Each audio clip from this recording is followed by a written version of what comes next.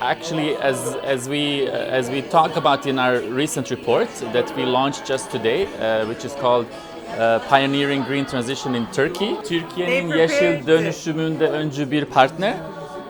We have identified actually 3 areas where there could be a very good cooperation between Sweden and Turkey, and this is based on Swedish experiences and knowledge, Turkey's goals when it comes to sustainability and green transition, but also based on the Swedish company base in Turkey.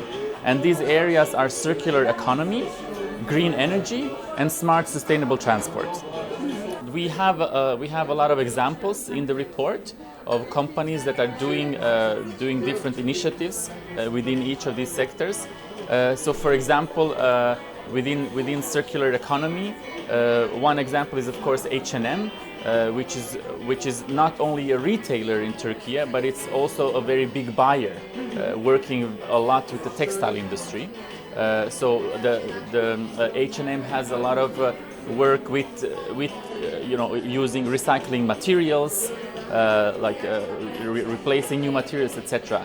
So that you can start a circular flow in your business, and of course supporting the Turkish textile industry to think this way and to start working in this way. Green energy.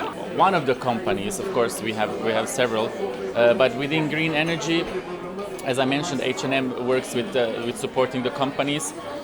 We have another company called System Air that has established a life cycle assessment lab in Turkey, which is one of very few life cycle assessment labs in the world. I think one of 3 in Europe.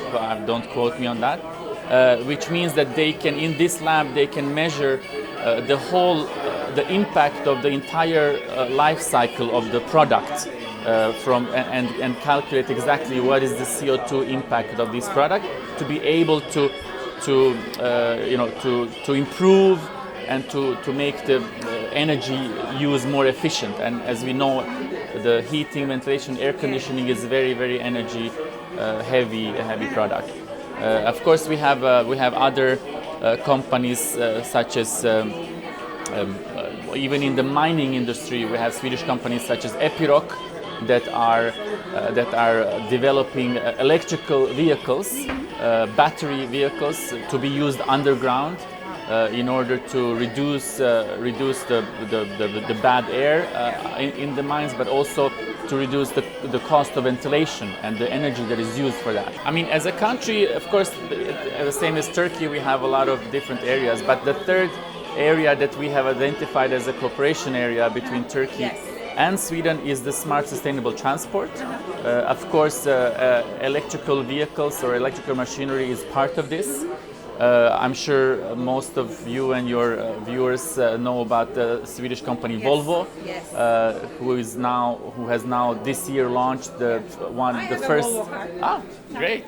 And this year Volvo has launched the fully electrical XC40 on the Turkish market, and by 2030 it aims to be a fully electrical car company, and by 2040 to be CO2 neutral. Another company that works in transport is it's a company named Viacon. It's not a very common solution that you know as a consumer, but Viacon makes bridges over highways, but not for cars or people, but for animals and for wildlife, to help the biodiversity. So they do so-called overpasses to preserve the wildlife and the biodiversity around transportation projects. Denge platform is a platform to perform to. Denge Sende is a platform for promoting sustainability and green transition in Turkey.